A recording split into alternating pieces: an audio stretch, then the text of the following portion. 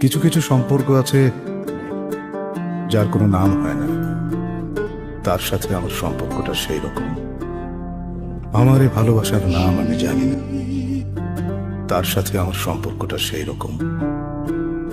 সব সম্পর্কেরই নাম থাকে, যেমন বন্ধুত্ব, পিতামাতা, ভাই বোন, স্বামী স্ত্রী।